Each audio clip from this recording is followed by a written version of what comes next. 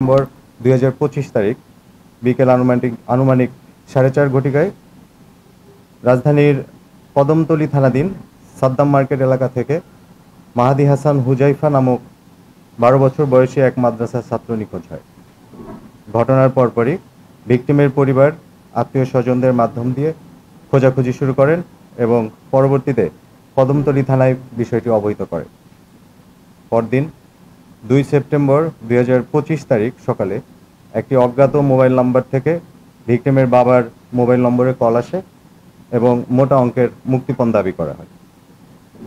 পরিবার থেকে প্রাথমিকভাবে 2 কিস্তিতে 40,000 টাকা পাঠানো হলেও ভিকটিমের জীবন নাশের আশঙ্কায় পরিবার বিষয়টি র্যাব 10-এর অধিনায়ক মহোদয়ের দৃষ্টিগোচর করেন।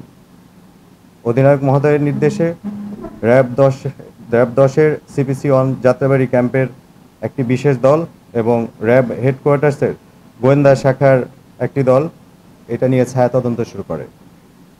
পরবর্তীতে র্যাব হেডকোয়ার্টার্সের গোয়েন্দা শাখার সহায়তায় 3 তারিখ দিবাগত রাত এবং 4 তারিখ সর্বমোট 17 ঘন্টা অভিযান পরিচালনা করা হয় এবং নারায়ণগঞ্জ জেলার সিদ্ধিরগঞ্জ থানাধীন আটি অব দ্য কলোনি বউবাজার এলাকায় একটা বাসা থেকে অপহৃত শিশু মাহাদি হাসান হুজাইফাকে সুস্থ অবস্থায় উদ্ধার করা হয়। একই সঙ্গে অপহরণকারী মোহাম্মদ মোখলেসুর রহমান রাজু অপহরণকারী হিসেবে গ্রেপ্তার করা হয়। গ্রেপ্তারকৃত আসামির বিরুদ্ধে পূর্বেও মামলা রয়েছে। উদ্ধারকারী ভিকটিম এবং গ্রেপ্তারকৃত আসামিকে আইনগত ব্যবস্থা গ্রহণের জন্য আমাদের কদমতলী থানায় প্রেরণ করা হয়েছে। ধন্যবাদ। এবং বাকি তথ্যগুলো আমাদের প্রেস বিজ্ঞপ্তিতেই দেওয়া রয়েছে। ভিকটিমের পূর্ব পরিচিত না, ভিকটিম মাদ্রাসার ছাত্র ছিলেন। তো সে হচ্ছে কেনাকাটা করার জন্য মাদ্রাসা থেকে বের হয়েছে। বের হবার পর ভিকটিম তাকে ওইখান থেকে নিয়ে গিয়েছে।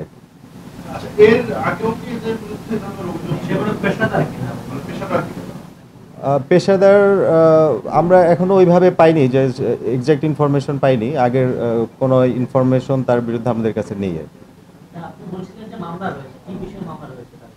এটা তার একটা সিআর মামলা রয়েছে তার বিরুদ্ধে। এটা সিআর মামলা রয়েছে তার বিরুদ্ধে। আমি একটা বিষয় পরিষ্কার হচ্ছে, মানে হঠাৎ করে এই অপহরণ তারপরে টাকা আপনি তো আসামির সাথে কথা বলছেন। জি জি। এই যে আসলে তার সাইকোলজিটা কি কাজ করছে, তার তো মনে হয় সম্ভবত প্রথম অপহরণের ঘটনা। জি জি। হঠাৎ করে তার এই টাকাটা দরকার পড়লো কেন, অপহরণ করার দরকার? মূলত এর আগেও সে অপহরণের সাথে জড়িত থাকতে পারে। তার কথা তার সাথে কথা বলে যেটা জানা গিয়েছে, এইটা হয়তো সে আমাদের কাছে সে হয়তো এটার মাধ্যম দিয়ে এসছে আর কি। তো সে মূলত টাকার জন্যই হচ্ছে যে অপহরণটা করেছে। তার ইনিশিয়াল এক্সপেকটেশন ছিল 1 লাখ টাকার মতো আর কি। ফ্যামিলি হচ্ছে 40,000 টাকা 2 কিস্তিতে দিয়েছে। তাকে জিজ্ঞাসাবাদ করা হচ্ছে, এখন পর্যন্ত আমরা পাইনি। সে বলেছে যে সে একাই করছে আর কি।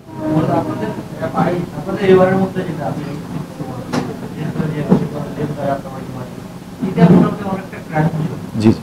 ক্রাইম প্রিভেনশনের জন্য আমাদের নিয়মিত টহল এবং চেকপোস্ট ডিউটি আমরা পরিচালনা করতেছি। আমাদের 24 আওয়ার্সই হচ্ছে টহল এবং চেকপোস্ট ডিউটি রয়েছে। এবং আমরা যে মাদকের এবং যে ছিনতাই প্রবণ যে এলাকাগুলো, সেগুলোতে আমরা অভিযান পরিচালনা করছি এবং নিয়মিত অভিযান পরিচালিত হচ্ছে। আপনারা হয়তো ইতিমধ্যেই দেখবেন যে আমাদের কিছু ভালো ভালো অভিযান আমরা অলরেডি করতে পেরেছি আর কি। আমরা প্রস্তুত আছি এবং কার্যক্রম পরিচালিত হচ্ছে আমাদের।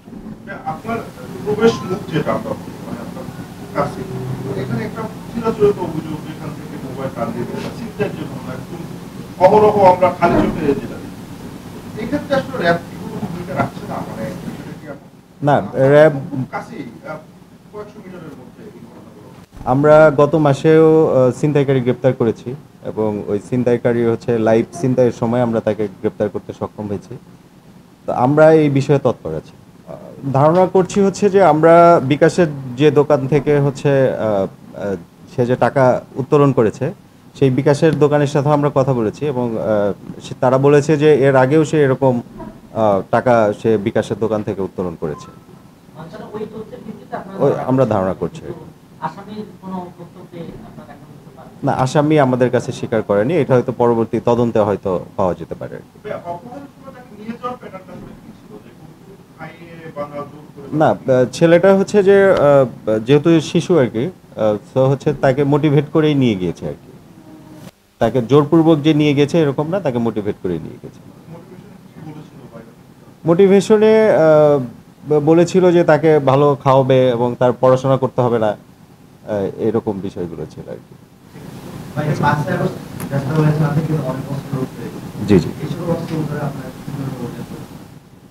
অস্ত্র উদ্ধারে আমাদের সম্মানিত সিও মহোদয় গত 2 দিন আগেও একটা ব্রিফিং করেছেন কারণ বাজারে। তো আমরা গত মাসে আমাদের লুটকৃত 2টি পিস্তল আমরা উদ্ধার করেছি এবং এই মাসে আমাদের আমরা চাঁদপুরের কচুয়া থেকে আমরা অভিযান পরিচালনা করে সেখান থেকে একটা যাত্রাবাড়ি থানার একটি তরাস পিস্তল আমরা উদ্ধার করেছি এবং আমাদের কার্যক্রম অব্যাহত আছে। সাথে আমরা গত মাস এবং এই মাসে আমরা 8টি গ্রেনেড, সাউন্ড গ্রেনেড যেটা এটা উদ্ধার করেছি। আমরা চেষ্টা করছি যে বাকি যে লুট হওয়া অস্ত্রগুলো রয়েছে এবং অ্যামুনিশন রয়েছে সেগুলো উদ্ধার করার। অবশ্যই আমরা কাজ করব এবং আমরা কাজ করছিও। আমাদের গত মাসেও আমাদের আশেপাশ থেকে আমরা অনেক মাদক উদ্ধার করেছি এবং সে মাদকের পরিমাণটা ছোট হয় আর কি, এই কারণে হয়তো আপনাদেরকে আমরা ইনফরমেশন দেই না। আমরা এই মাসের 1 তারিখে আমরা হচ্ছে 110 কেজি গাঁজা উদ্ধার করেছি এবং আমাদের অব্যাহত আছে। কেটিভি বাংলা, বিশ্বের চোখে বাংলাদেশ।